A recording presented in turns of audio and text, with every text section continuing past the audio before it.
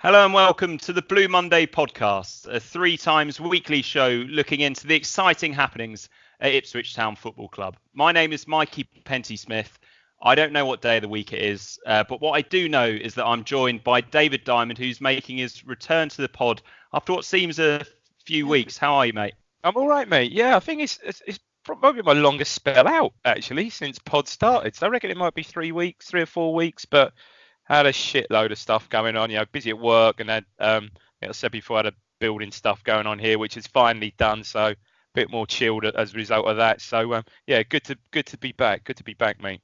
Yeah, I briefly saw you just before the Bristol Rovers game, and you told me you were off to Lithuania. That's right. Sorry, that was the work stuff. Yeah, I had dodgy deals going on over there. A flying visit to Lithuania for literally 2 days. So I went on the Sunday evening, got there at stupid o'clock, didn't get there till like 1:30, albeit 11:30 our time at 1:30, and then I was there the Monday, most of Tuesday, and got back here Tuesday evening. So a week or so ago. So just crazy, mate, crazy. But that was all good. And surprisingly, I went over there a similar time last year, and it was bloody freezing and sort of like snow flurries and stuff. So I had my biggest coat with me this time, and it was like 10 degrees for Christ's sake. So. But anyway, it's good to get that out of the way, be back, and then you could sort of like on the downhill spell for Christmas. But good. And you had a traditional family Woodbridge Christmas? Yeah, I did. Cool. Well, no, not quite. I was actually down in West Sussex. Right. On Christmas Eve night and for much of Christmas Day, and then okay.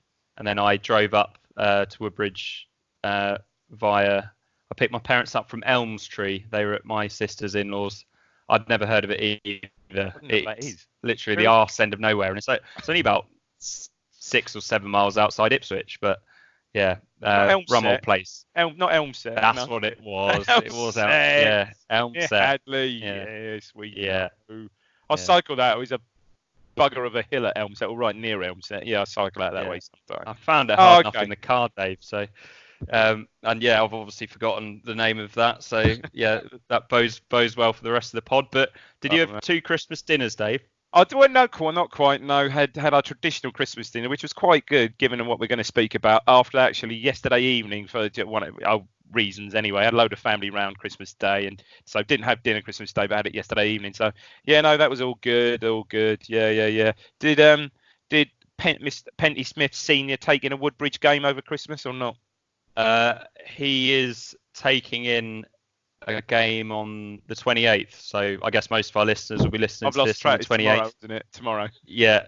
I can't remember for the life of me who they're playing, but they're at home at Knockcuts Park if anyone's looking for something to do on what is it, Saturday the 28th? Saturday the 28th. You just lose all sort of track of days time, don't we? We do indeed. And it's great to have you back, Dave. And thanks, someone else we can't wait to have back is, of course, Kane Vincent Young, who we heard from for the first time in a while just before Christmas. Yeah. He said that his progress has been slow, but he's hoping to be back for February. So a couple of how different do you think the last couple of months would have been if we had a fit Vincent Young on our side? And also, how much of a boost will he be when he returns? Well, twofold. I mean, you can just look at. I think the record's astounding with him in the team, isn't it? I don't think was it like played 9-1-7 drew 2, something ridiculous. I don't think he's been on the. I'm sure he hasn't been on the losing side. I don't think he has. So terrific, a hell of a blow, to lose him for 12 weeks. I mean, what a signing, and he obviously hit the ground running. Christ's sake, scored winning goals for God's sake. Well, our winning goal, and chipped in with a couple of goals from fullback. Such a progressive player. And to be fair though, Mikey, the sort of player that if in the last, how long's he been in now? 6 weeks, couple of months, he continued that form. I mean, he was making such an impact that, okay, maybe the January window might have been a little bit early for, clubs to come calling, but certainly the end of the season, my God. So he's been a massive, massive miss, I think, because he was the one, not at the times the team was in quite good form and stuff, but he's just a really progressive player. Perhaps his defending occasionally leaves a little bit to be desired, but such a progressive, exciting player going forward. It's been a huge miss. And you're right, but again, young lad, fit, but again, 12 weeks out. It's going to take, you think, a bit of time for him to hit the ground running. But yeah, you're right. Yeah. He'll be a hell of a boost to get back in. Hopefully, sooner rather than later. But yeah, sometimes with these injuries and stuff, you hear players saying, "Oh yeah, I'm right. I'm right on track. I should be back early enough." So clearly, with his injury, I think it was like a groin and abductor or something like that. They're clearly not rushing that, because that could just lead to bloody hell hernias and all sorts. Yeah. Oh God. Yeah. Yeah. Let's not have another one on our hands. It's so typical Ipswich, for Christ's sake. We found a little absolute star. For $500,000 absolute steal, and it's so us in recent seasons. Donacien, to be fair. Yeah, Donacien, to be fair, has maybe done a little bit better than what many would have thought he would have done. But absolutely, I've got no problem with him. Yeah, but even on his day, he's just not close to Vincent Young, is he? And in other positions, maybe it wouldn't make such a big difference. But he's the one. He was such an outlet, wasn't he? Yeah. When you think back at the time when he was there, him and Garbett on the other, left wing back, was absolutely flying between them, weren't they? But such a shame. But no, I do agree with you. I think Donacien has surprised me. I think he's done. Yeah, he's certainly done better than I think a lot of people would give him sort of credit for. And again, weird substitution yet, but anyway, we'll get to that. We will. But you mentioned the transfer window, of course, and that swings open. You never hear it swing open, do you? It's always like a rusty gate. You never hear it swing open, do you? It always swings shut. Yeah. Like Miles Kenlock's running gate. It creeps up on you. And we've already been linked with a player up in, well, I think we've already talked about the lad at Bristol City. But Samodics, I think it is, yeah. But on Christmas Eve, out of the blue, we were linked with Ross County's Tom Gravosti. That's right, I saw that. Yeah, I saw that. So my question to you is, and obviously I'm guessing defender, right? Was he central defender? Yeah. But he's only 20. So is that, first of all, is that an area that you think needs strengthening? And if it does, should we be strengthening with a more experienced defender? I'm not sure he does, or does it? I don't know. I mean, I must admit, again, yesterday's selection, Wilson, I think, has done really well and deserved his contract. Done really well. I couldn't really see. Okay, Chambers was out yesterday. Why would he play NCR? I couldn't really see. I don't really see NCR ahead of Wilson now. I think Wilson's certainly usurped him. As a central defender, I mean, looking at it, through eyes and, at the level we're playing in, I mean, I'd be all for giving bloody Tommy Smith a short-term contract if it's just for cover, for goodness sake, perhaps rather than, but obviously perhaps 20-year-old, he's been spotted and maybe one for the future. But, from where I am, clearly he's been down at the club. Whether he's been training with the club, I'm not quite sure, but I'll be half inclined to give him his cover anyways, giving him a short-term contract in League One, for goodness sake.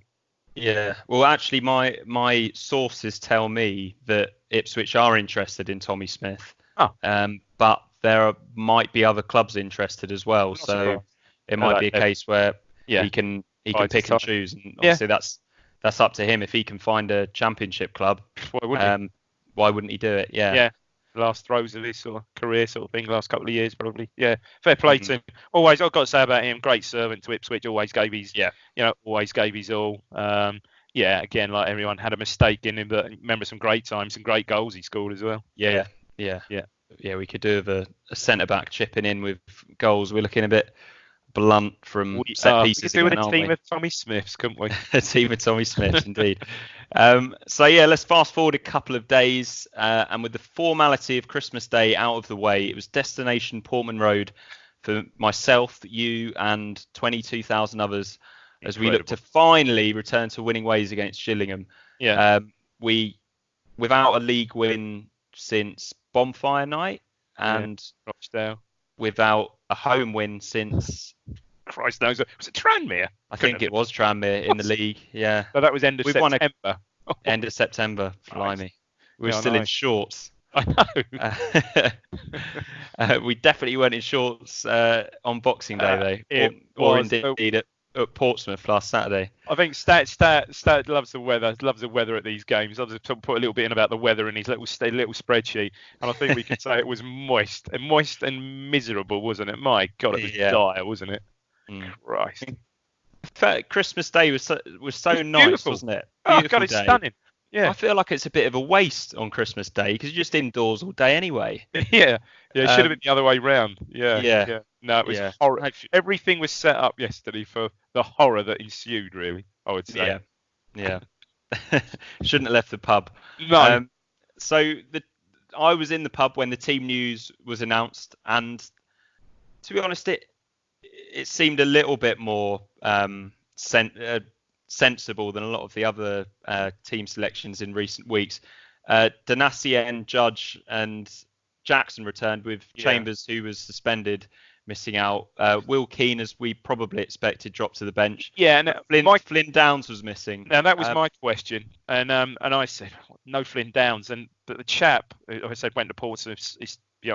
Like he's behind me now, who sits behind me, basically said, and you went to Portsmouth, yeah? Did you go to Portsmouth? He said Downs struggled at Portsmouth. I mean, it wasn't a great display anyway at Portsmouth, but he felt Downs probably had one of his, if not his worst game of the season at Portsmouth. Yeah, he probably did. I mean, there is a reason why I wasn't on the flagship after the Pompey game, not just because Rich and Seb filmed it in their little living rooms together. But I was well oiled ahead of the Portsmouth game. Yes, I saw. Yeah, I've sort of been paying for it ever since because I got drenched at various points as well. I did see pictures of you, downing some on the way down. That's right. The day sort of got ahead of me a little bit at times. But yeah, were you pleased to see us return to a 4-4-2?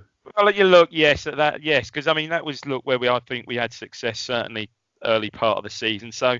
Yes, I was. Was I pleased with the personnel? No, not necessarily. I wasn't, especially in centre midfield. But yeah, and perhaps I'd have certainly had Wilson in, I think, for Enciala at the back. But no, other than that, 4-4-2. I haven't got a problem with it. Yeah, and do you think Enciala was that a bit of a shock as well for you ahead of Wilson? Yes, it was. No, as I said, definitely was. So he'd got taken off on the half hour, 40 minutes in last week. Got obviously on a but then someone else told me again at Portsmouth. Until then, he'd been one of our better players. He'd played. Yeah, you know what? I do remember that. He was actually he was good. He defended quite well. Obviously, he'd picked up a yellow card, which again seemingly could have gone either way. A bit of a soft one, maybe. Not one of his crunching late, I'll get there when I can type challenges.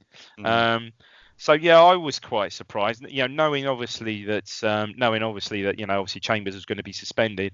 I just thought, it would be Wolfen and Wilson. But he went with the Enciala and.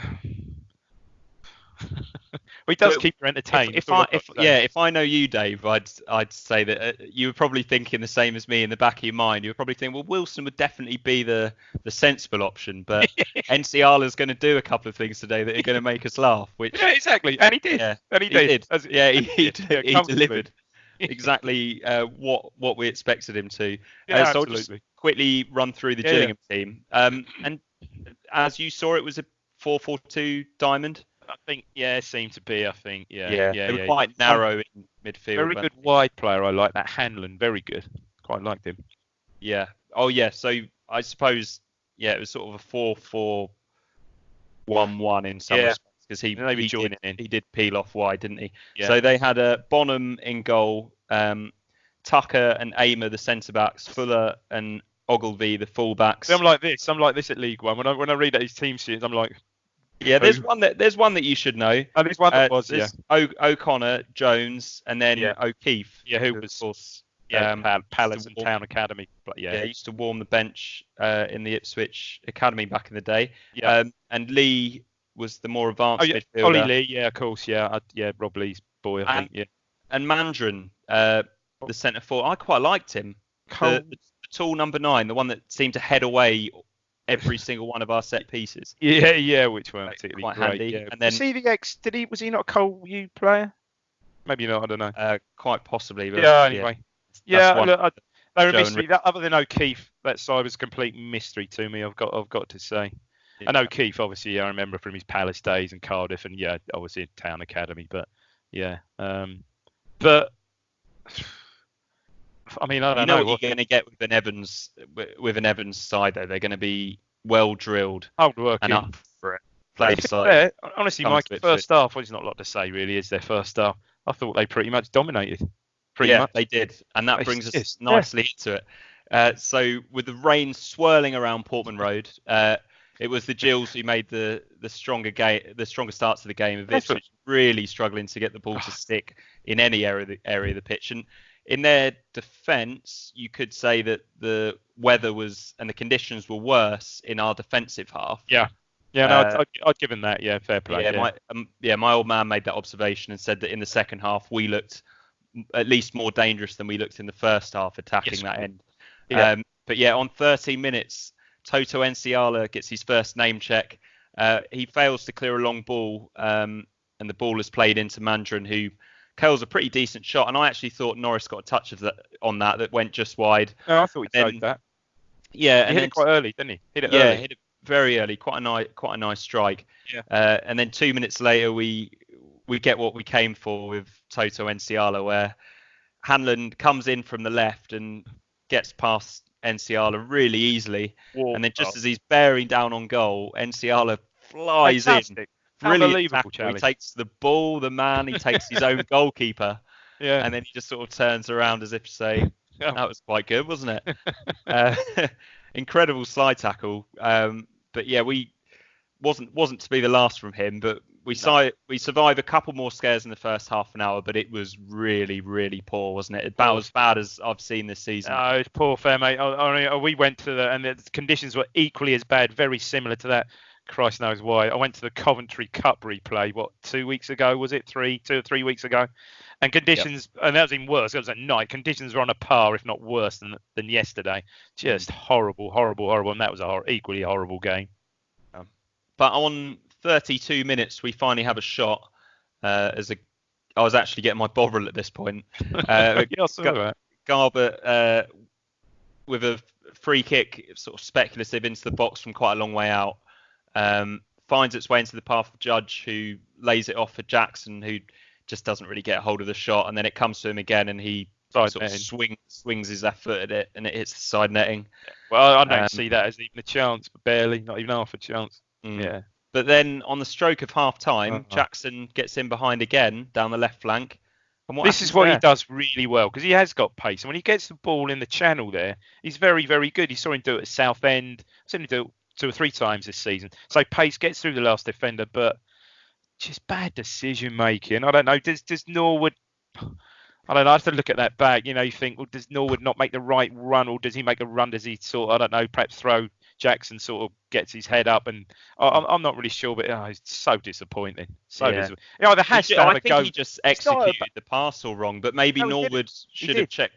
Norwood should have checked his run, perhaps. Absolutely. But still, it would have probably come to him on the back foot, so it wouldn't have been easy. I mean, if not, he'd worked himself in a good position, and he wasn't that at such an angle. He could have perhaps opened, even I'm doing it, Jackson could have perhaps opened himself up and actually gone for the far corner there. But my dad actually said the same. He said that he probably should have just shot in that position in those conditions, because as long as he gets it on target, Norwood's still running in at pace. It's going to take a good save. But he done all the hard work and very good, but final ball was that was awful. But he summed up the first half, really. Yeah. We'll swiftly move into the second half. We weren't so bad at the start of the second half. I think maybe it was more a case of Gillingham struggling in the conditions at that end. I think you're right. I'll say it again, a bit of both. I think we struggled again in the conditions, and I think we did show a bit more, intensity, I think, perhaps. Yeah. And Edwards, for once, put in a really decent cross. Jackson's got in really well between the 2 centre-backs, but just complete miscue, wasn't it? That's not really his game. Judge then plays Jackson in again, whose cross shot is deflected just wide, and then Jackson gets to the byline again. He was definitely the livelier of the two strikers. I thought Norwood was poor yesterday. Yeah, poor again. I tend to agree with you. And he was winding up one renegade stat man by getting angrier and angrier, and then influencing the game less and less. No, he's poor. Yeah, I'm not convinced. I'm really not. Yeah, but the shot on target wasn't forthcoming, as the ball just never seemed to drop for us, did it? There was a few times where it looked like Nolan or Judge maybe could have had a shot. Judge should have had a shot, actually, but... Yeah, Judge scuffed one, didn't he? Nolan looked like he's trying to get the ball out of his feet, and it's always just not quite there for the strike and stuff. Yeah, it was very, very disappointing. Yeah. But they had the chance. My God. They had the chance, didn't they? And that was right at the end of the game. It was poor. It was a little bit poor from Enciala again as he goes out to the left touchline, but I think he gets a bit of a nudge. He does, right in front of us. He does. He failed to reach the side of the pitch for about 5 yards. And then the ball is whipped over to O'Connor, who's clearly very, very left-footed. Not like yourself, of course, who would have just... You'd have just moved inside and bent it in with the right, wouldn't you? But he's moved it back over to his left foot, and Nolan's sort of thrown himself in there, and it deflected. And I don't know about you, but it looked for all the world like it was about to nestle in our course. Just drop wide, didn't it? Yeah. So the full-time whistle blows, and there's boos. Dave. Were you booing? No, I wasn't booing. I'm almost in acceptance of it, really. It was just flat and dreadful. Well, look, we'll get to what Lambert, obviously we're going to talk about Lambert's totally bizarre interview post-match. But, one thing he said that I didn't get, he said, what I was really proud of is our players for sort of being available to take the ball. They took the ball second half, and that's what I thought they didn't do. No one was brave enough with the ball at all. Well, I did not see that. For me, it was more a case of them just not being at all brave, and nobody wanted the ball in the first half. Too safe. So I think maybe they were asking for the ball a little bit more in the second half. Nolan in particular and Judge. They had so much space. Christ, Nolan infuriates me. I think I still think there's a player there somewhere, but my God, he's just not progressive at all. He gets the ball, he's, lovely, all looks very, very nice. He's got a lovely way about him. He'll stroke the ball, but he'll stroke the ball sideways. He'll play a little ball round the corner, but he'll get it back and then stroke it side. It's so deliberate, so predictable. I was with my son, and my son said, Dad, we must be the easiest side, one of the most easiest sides to play against. Absolute easy. Because we just don't open anyone up. And the one player that has got that in his locker that can open a side up is Dazelle, and he just doesn't get any run of games at all. He'll get 2 or 3 games did he have, and he just doesn't get any run. To my mind, Mikey's got to stick, he won't, but he's got to stick with Downs and Dazelle, centre mid, and just let them play. But he won't do that. Yeah, Nolan, he seemed... He seemed like he was becoming the man for us, actually. In our, actually, it wasn't. It was Rowe that scored the goal at Rochdale, where he got into the box, wasn't he? But there was the Milton Keynes game where it was Nolan that got himself into the box, and he looked like he might be that player for us. But what frustrates me about Nolan is that he isn't, by his own admission, he isn't a number 10, and he isn't a holding midfielder. So what is he? Is he someone that fetches the ball and carries it? He's not. He doesn't do that either. He's better than that. Honestly, Mikey, I think a player there, isn't there? Technically, he looks great, but it's just so. He's so safe. It's so easy. I don't know. But for me, he could do so much more. Maybe he's. What is he instructed? I don't know, but I don't know. Very, very, very frustrating play. Yeah. And despite all of that, I mean, you haven't said the C word yet, have you? And I don't mean Christmas. No. I think I'm saving that. I'm saving that to sign off with. Okay. But despite all those boos and all this negativity that's coming out from us, we moved up to second. Oh, it's ridiculous. I mean, to me, that sums that division. I mean, look at the results yesterday. I mean, should we go through them? I'll go through them. I mean, it was just Blackpool somehow lost 1-0 at home to Accrington. That must have been a really late goal. It was. Yeah. Bristol Rovers lost at home to AFC Wimbledon, who seem to be in fantastic form now. Well, I think they've got 10 out of 12 or something like that. Yeah, incredible. Burton Albion 4, Tranmere Rovers 2. That's probably the game of the day. Oxford really hot on our heels now. They won 1-0 at home to Lincoln. They're the form side. They are the form side. Yeah. Good manager too, Carl Robinson. Yeah. Peterborough 0, Doncaster 3. And to be fair, Doncaster, most people say the best side that we've faced this year. Oh, they were very good. That's before Portsmouth. Yeah, they were very good. They were, weren't they? But they haven't really been picking up results like that. No, I mean, certainly at Portman Road, they were very, very, I thought, very, very good. That's away with the point. There was a 0-0 draw. I remember that being not a drab 0-0 draw. It was a decent. No, it was all right, wasn't it? Yeah. They played some really decent stuff. What I remember about that, going way back, sort of mid-September now, they had no cutting edge. They had nothing up front. Obviously, they've sold, sadly, against his old team. Obviously, they sold that yesterday. But, I mean, where did that result come from, for God's sake? And Wickham, Wickham. Yeah. Wickham lost 2-0 at Portsmouth. I mean, I wouldn't really call that one a shock result because Portsmouth, aside from the 4-1 at Accrington, Portsmouth have been very good pretty much ever since our form has fallen off. Yeah, they've stepped up, haven't they? Stepped up, yeah. I mean, I was just looking earlier. I didn't quite realise. I mean, I know, obviously with the point we'd moved back up the second. I mean, how, for God's sake? 1 win in 12. I don't know. Anyway. And what was it? There's 4 points. Yeah, there's 4 points between us in second and I think, is it Coventry or someone in 10th? Incredible. Yeah, crazy. Rochdale 2, Fleetwood 3, bit of a Lancashire hot pot up north. Lancashire hot pot. Where I assume the weather was very similar to how it was down in Suffolk.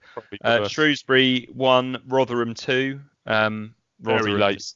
Incredibly consistent, aren't they? Goal. Yeah, very late. Matt Smith, And in the battle of arguably the two worst teams of the league, Southend drew 2-2 at home to Milton Keynes. And then poor old Sunderland, 0-0 at home to Bolton. Honestly. They're in worse form than we are. And they didn't pick up the points at the start of the season. I mean, it's incredible that we're still, for all what's going on, we're still hanging in there in second. You'd think, if this is the end of our bad spell, but can we say it every time that we 2 crucial away games coming up now? All right, Lincoln away. I guess we could take some confidence. We went there in the cup and won. We've done that, and then Wickham away is a biggie, isn't it? Lose it. Don't pick anything up at Lincoln or pick a point also up, but lose at Wickham, and then probably Wickham are going to be 8-9 points clear of us. Yeah. So as it stands, they're 6 points ahead of us. We've got a game in hand. Yeah, we have got. To be fair, we've got a game in there. What we should have mentioned, the same goal difference as well. So. Yeah. Okay. What we should have mentioned, Mikey, is one bright spot yesterday. It was good to see Freddie Sears. Oh, yeah, of course. Sorry, I completely missed that one. No. Sears came on 78th minute, something around that mark, wasn't it? No other substitutions. Yeah, that seems to be I think there is a question on that, but that seems to be a Lambert thing where he likes to chop and change the starting lineup. But if it's 0-0, he doesn't like to make changes. He won't go home. Yeah. But yeah, a bit strange, and a couple of because I was right in the corner of the lower Bobby Robson stand, so you see the players warming up as you do as well. Yeah. Didn't even see Emma Hughes warm up. So what's the point of him even being on the bench? I don't know. But yeah, so if we're looking over our shoulder, which we arguably should be, absolutely. Oxford have played the same amount of games as us, and they are 1 point behind, but with a far superior goal difference. Yeah.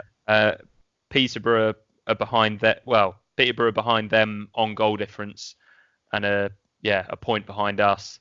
And then Rotherham seems like they get up to 5th, and then you expect them to kick on, and then they drop off again.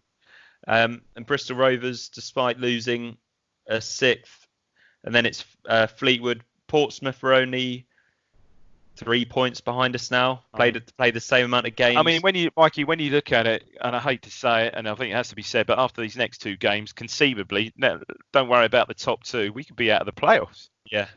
But if it follows the pattern as before, we'll probably pick up 1 point from the next 2, and we'll still be second or something. Oh yeah, it is. It is getting very, very tight. But look, not even half the season. But yeah, after tomorrow's game, Saturday's game, that'll be half the season, will it? No, one more, 22. Yeah, 21, 22. Yeah, not quite half the season gone yet. Yeah. Well, let's go into some Twitter questions, shall we? I'm sure you're sick of answering my questions. Go. So just get them up on my phone. Thanks everyone again for all the Twitter questions. Big crowd at Portman Road yesterday, so we had a lot of Twitter questions, a lot of anger as well. Not all of them in the form of a question. So this isn't an easy one to answer, but Chris Hodges has it under good confidence that the playing and coaching staff had Christmas Day off. They didn't train at all, as Lambert was up in Scotland visiting family. Right. We don't know what's going on there, but given the current run of form, is it acceptable that the players weren't out at least doing something on Christmas Day? I haven't got an opinion on that either. Current form, really, does it really matter? Christmas Day, I don't. I know. Back in the day, players always, that was it. Players were in training. Real back in the day, players were in training Christmas morning. A sort of light session before the game on Boxing Day. But I think in this day and age, the players are so toned, and with fitness programs and one thing and another. I don't think it makes a difference here or there, does it? Yeah. I don't think there was any great signs. Did anyone look like they'd overdone it on the turkey? I don't think. Well, yeah, you could say most of them, but no, I don't think that had any sort of bearing on anything yesterday. To be fair. Yeah. Okay, we'll move on from that one then. And Neil Wilmore's question is, why didn't we make a change in midfield? I don't know. Wasn't needed freshening up, and it was bemusing as we had arguably our three best midfielders on the bench in Downs, Hughes, and Dazelle. He says, I don't understand. Even Skews, who I'm not singling out. I don't think he had a particularly worse game than anybody else, particularly yesterday. As usual, I don't know, 6 out of 10, whatever he was. But even just Downs for him, just to freshen it up. Just do something. I didn't understand it, Mikey. I did not understand that at all. Because that's not. Understand. As you say, your substitutions, and you said, if it's 0-0, Lambert doesn't seem to want to be progressive. He wants to seem to perhaps, maybe initially protect the point. Well, Downs on for Skews. I don't think that's like for like, isn't it? I didn't understand. Please to see Steers get fresher legs, isn't it? Yeah, I don't know, especially in the conditions yesterday. For Christ's sake, But I can see. Given that, I can see another significant rotation for Saturday, can't you? Sorry, for Sunday. Well, you'd imagine that's probably planned. Dazelle had a good game up at Lincoln in the Cup, didn't he? So maybe he's he did. And looking at Dazelle, and I know I champion him because I say he is someone that I think can make the difference and get that one killer pass there. Looking at the conditions yesterday and stuff, he's quite slight and stuff. Was that the type of game for him yesterday? Maybe arguably not. You worry that the stiff breeze would blow him over. Well, not quite, but you know what I mean. The ball was in the air a lot. Christ, there was an occasion in front of me yesterday when the ball seemed to be in the air, head tennis for literally 20 seconds, which is a bloody age, isn't it, for Christ's sake? So I've just remembered something from the end of the game actually, where the ball went into the middle tier of the cooperative stand. Yeah, you weren't behind that struggle to get the. No, I wasn't. No, not me. No. Oh my God! So for those that weren't there or didn't see it happen, I heard that the ball I couldn't see, but the ball went up into the crowd, and Garbett was screaming for them to get it back. Yeah. And for whatever, I don't know whether somebody had a tartan blanket wrapped around them and needed to take that off and put the lid back on the flask before picking it up. But anyway, by the time that had happened, they'd got another ball off the fourth official down the line. Yeah. And then you saw the ball thrown from the cooperative middle tier, and it didn't even reach the boards in front of the pitch. It ended up about 2 rows from the front, and then whoever went and picked it up, just as we were about to take the throw, and then ended up throwing it onto the pitch. There was 2 balls in the pitch. Yeah, I saw that was going. You couldn't make it up. I couldn't see what was going on because I was right in the corner, but I just imagined you and Ed Sheeran wrestling for the ball. Fighting over me and Ed, fighting over the ball. No, sadly not. No. No. Guilty. Yeah.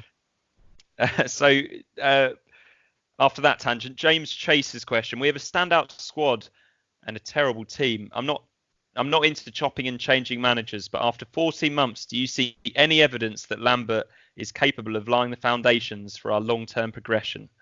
It feels like we're even further away to him. Well, I mean, look, we're going to, at some point, we're going to talk about his post-match interview, aren't we, I guess? Mikey, I don't know. If you'd asked me this question 2 months ago, I thought, do you know what? Brilliant. You know, 2 months ago, you're 4 or 5 points clear at the top. More than that, I don't know, 8 or 9 points clear of third, maybe even. I think we were for a time, maybe not quite that much, but comfortable. It and felt you think, like he's been through it last season. He's sorted it out. He's got the PR right, and he's now, Vincent Young, as we said before, has come in. You can see the team's quite exciting. We're scoring goals. We're not really conceding goals. If you asked me that then, I'd have said, what a great job he's doing. But the jury's out for me. He's I don't know. Seems like he's just losing it. Someone made a very good point that all this, not saying the squad rotation, but what his interviews, post-match interview yesterday, very much perhaps mirrors something going back in the summer. When he started to make the right noises, when perhaps he thought the owner wasn't getting the full support of the owner. Yeah. And also, sorry, Dave. Let's get stuck into that now then. All right. So Paul Lambert, first of all, spoke to the written press, and a couple of other TV broadcasters in his press conference. Yeah. And Stuart Watson tweeted, very, very bizarre interview from Paul Lambert, and almost immediately after that, if you were listening to Radio Suffolk, Paul Lambert was on air. That's why. And although it didn't start too bizarrely, but it just got weirder and weirder, didn't it? So he started, as we spoke about. He started, praising the fans, 22,000, and said that, when he first came here, it was 7,000 up on like what it was, the average. Then he made the comment about the players, proud of the players, particularly second half being, taking the ball and wanting to take responsibility, which again I didn't really see. And then all of a sudden, Brenner Woolley just said, obviously some dissent at the end, Paul, another home game without a win and not a great performance, no shots on target, usual. And then he's just sort of shocked when he said, so do you think you'll be here to see the job out? And I think you came on and said it was like a 5-second pause. Mate, it was like 10, 15. I mean, that was a long pause.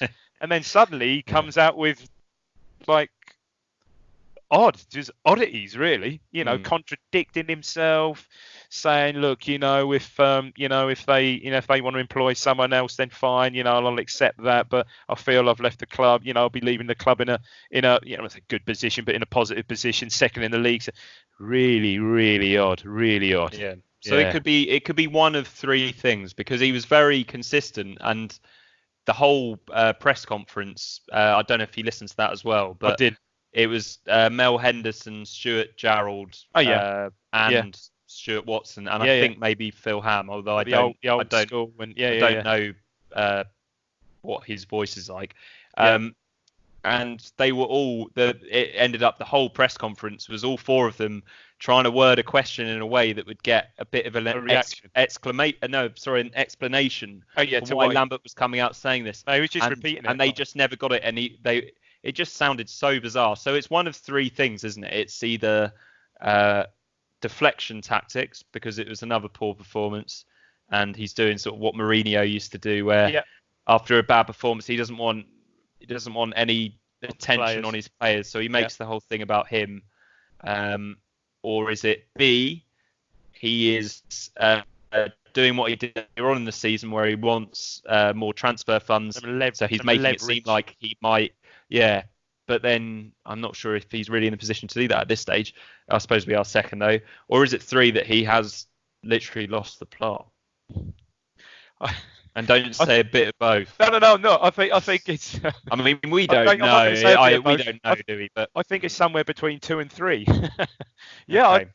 Honestly, it was. But you don't think it's we can rule out deflection tactic then?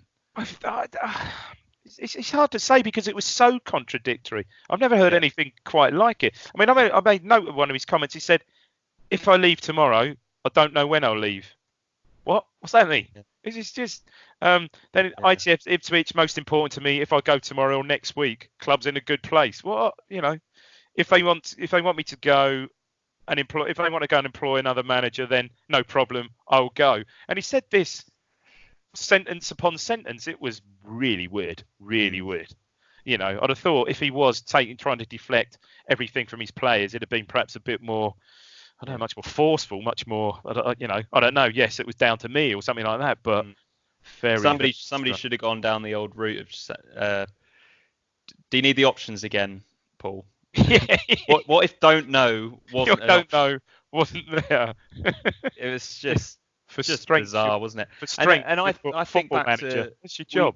The previous manager could be pretty spiky, and he'd sometimes make reference to when he wasn't at the club, but we always kind of knew what he was getting. It was always quite obvious what he was getting at, and Roy Keane especially.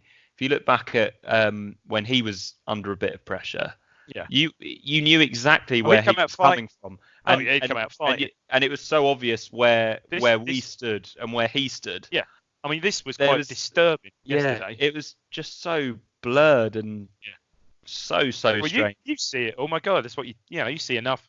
You see enough interviews. I mean, and you must have seen some very odd ones, but this must be up there with the best of them, isn't it? It was. Yeah. I've been interviewed Robbie Savage before, so. You're and that wasn't meant to be a name drop, but yeah.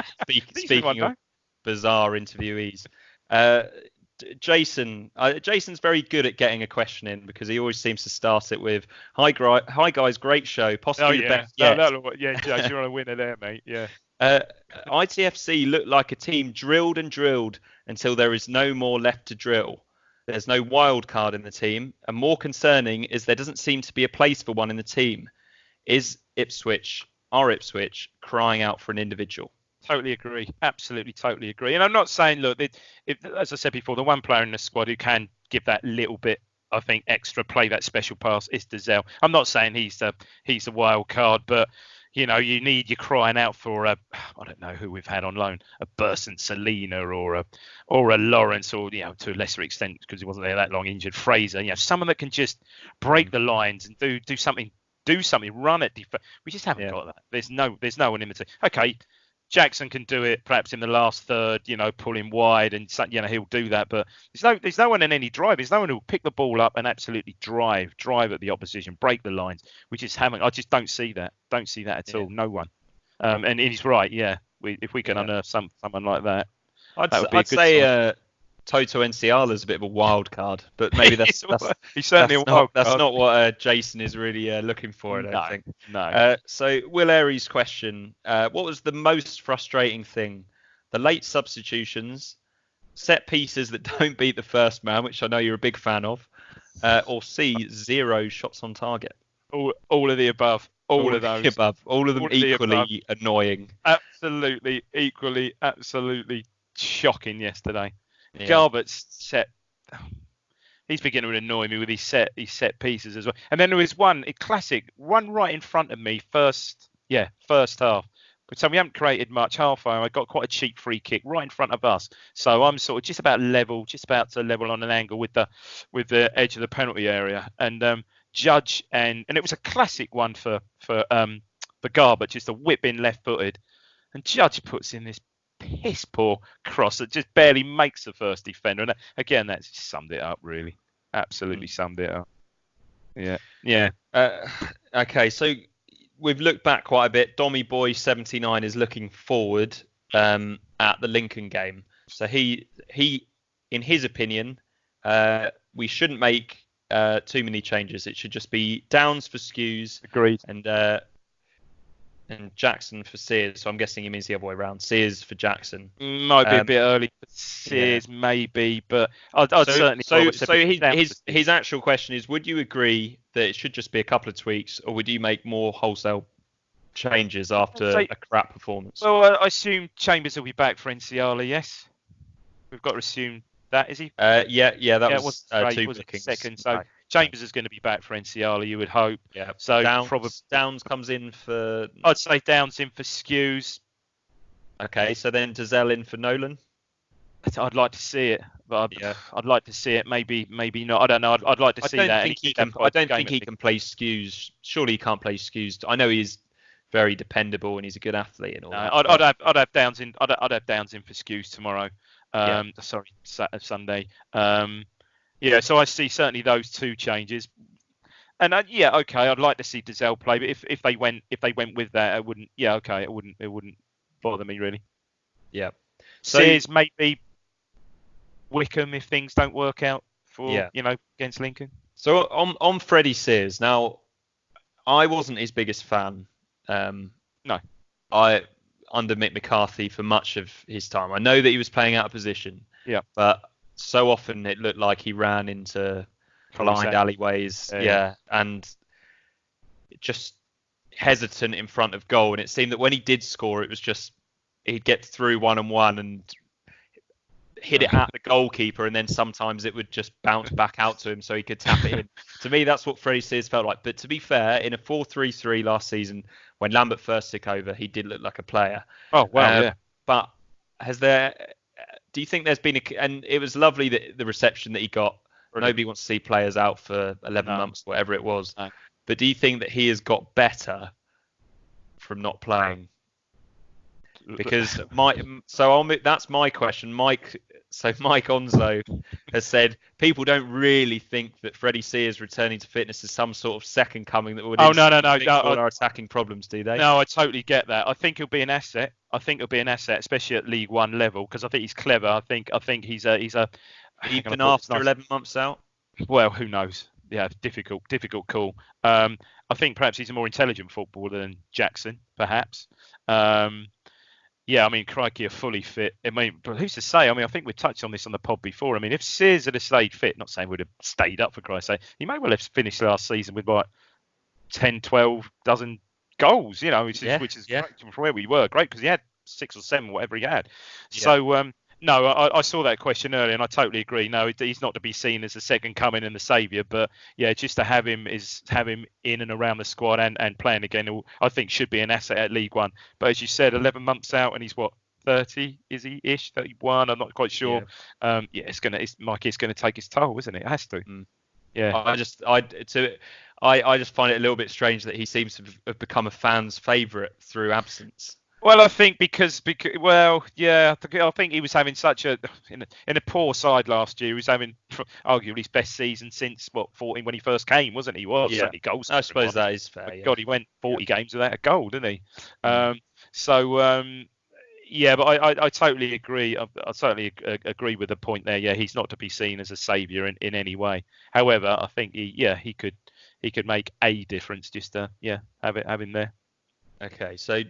Tim Pashley is trying to cheer the mood a little bit. Go on, Tim. He says, "Don't lose at Lincoln and win at Wickham, and things will be relatively okay, won't they?" Absolutely. Yeah.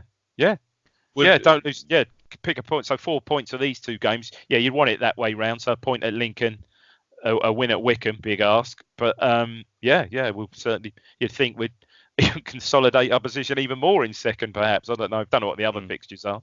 And how much would you like to see us stick with that 4-4-2 for both games? Just for because we're obviously going to have to make changes, so let's maybe try and keep a bit of continuity, and we're going to change. I think so.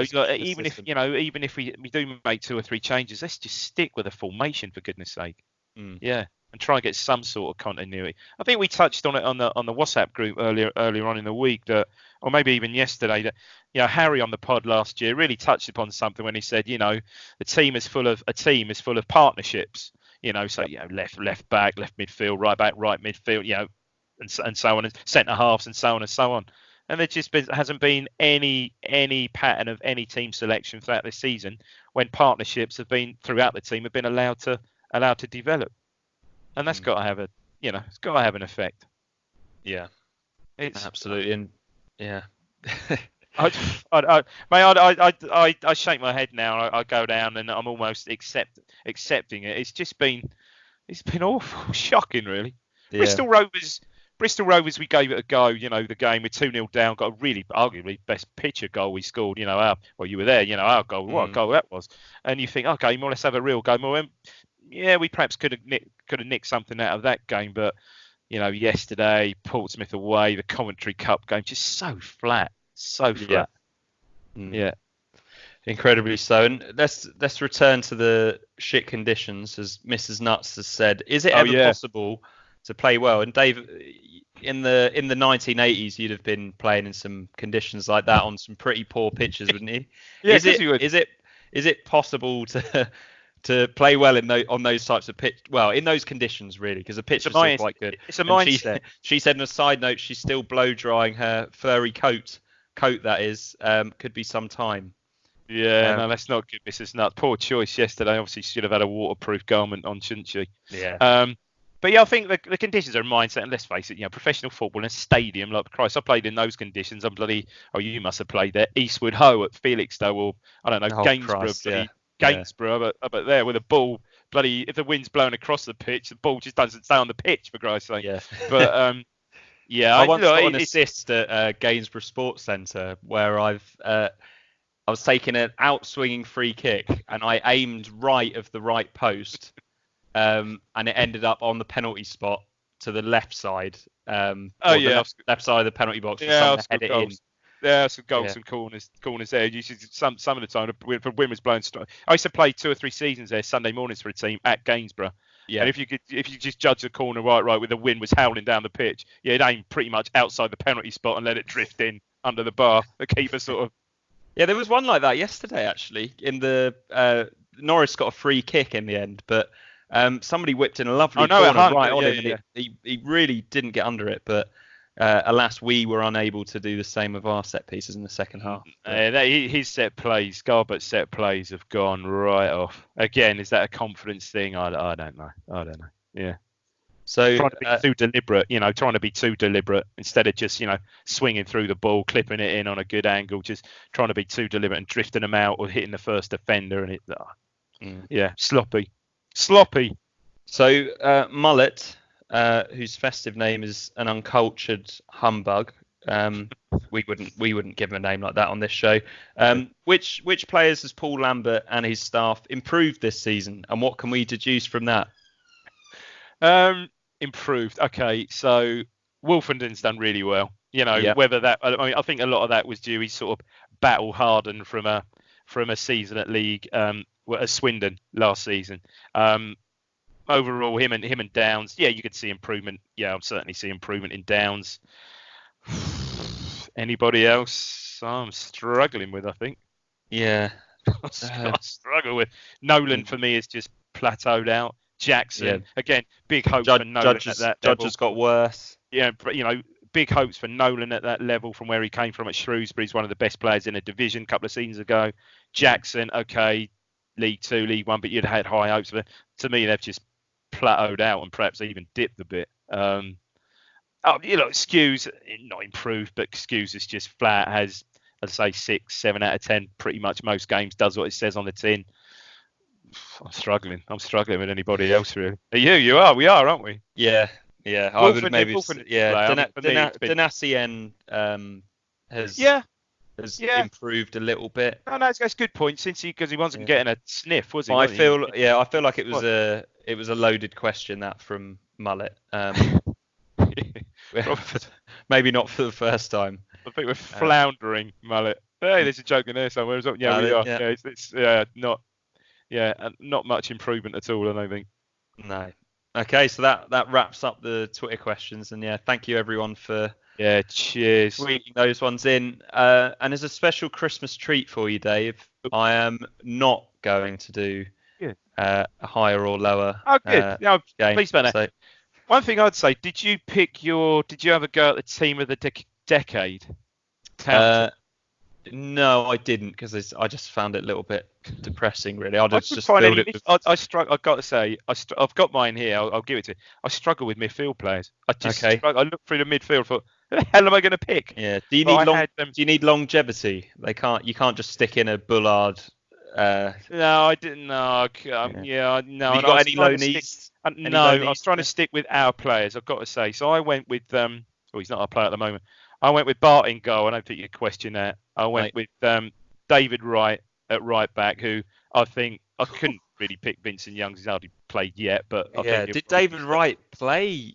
Yeah, I think so. I think maybe one season. I think he did. Yeah, because Roy. I want to say I think so. Yeah. Before Yeah, Keane. So Keane was 8, 9, and then if you say like 9, 10, going into 10, yeah, okay, tenuous. But I picked right. Berra and Macaulay, I think, picked themselves for me. Yeah, I think you could make a case for Tommy Smith. He was there longer than Christoph Berra and Good kept point. a few passes on the pitch. Good, Um, good point. Cresswell unchallenged at left back. Brilliant signing that. And man, here is where I struggle. Midfield. I've gone for someone's going to shoot me down. I've gone for Carlos Edwards. Only because I think I'm a bit biased because he's still knocking them in for Woodbridge. I've gone for David Norris solely because he could chip in. But goal scoring, he could chip in with a few goals, David Norris. David Norris was 7, 8, 9 goals a season. Well, okay. Yeah. Excuse for longevity. And I've had to put in Bishop, but he's barely played, but I've had to put him in.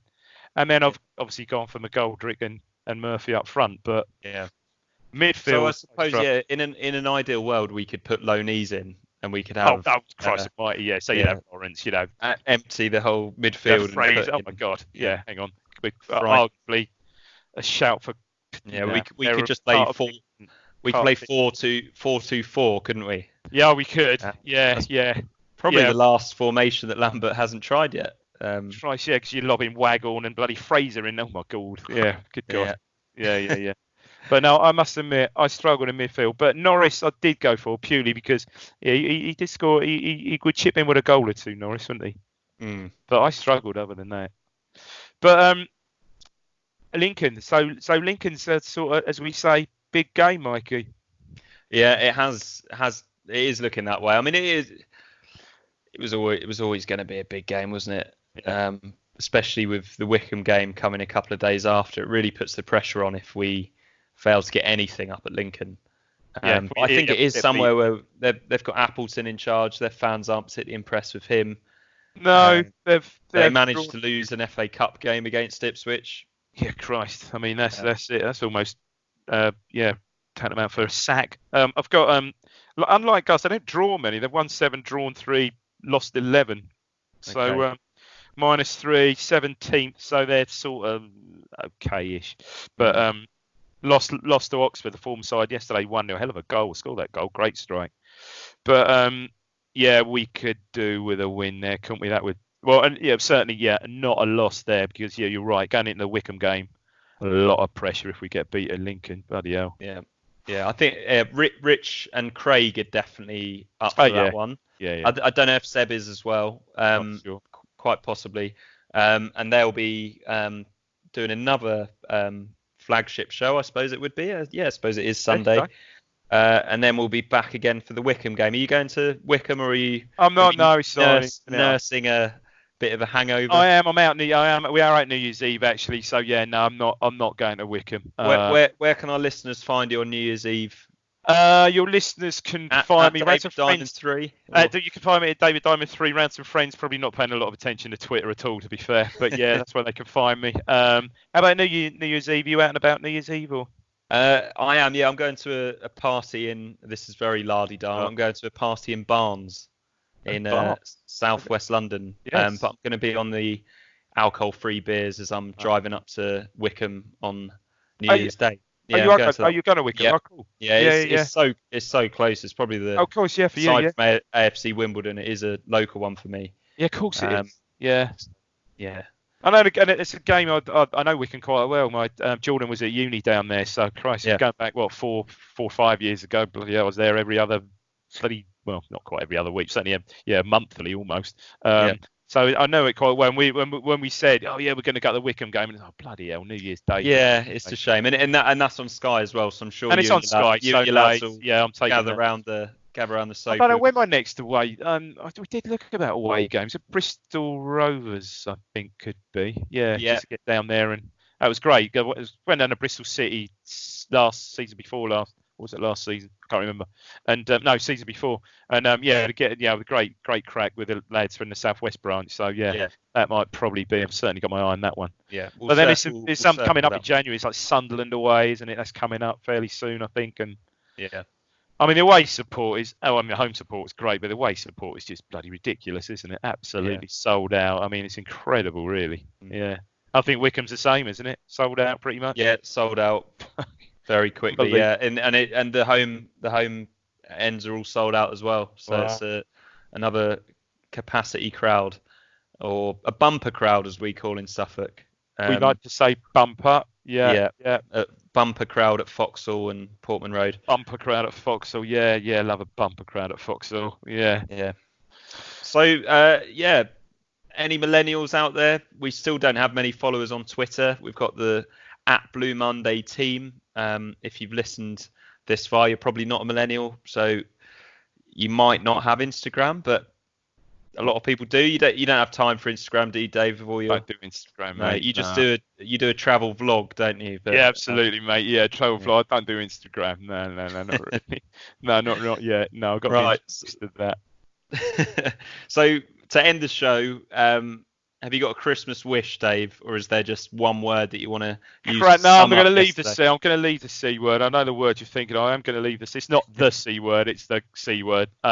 No, look, let's just hope for better in 2020. Oh no, look, 2019 was so almost a game of two halves, but yeah, but it ended how it started, didn't it? Yeah, it is. It's all a bit flat and a bit crap, really. It's just, there it is. Let's just hope we can get some positive results before then.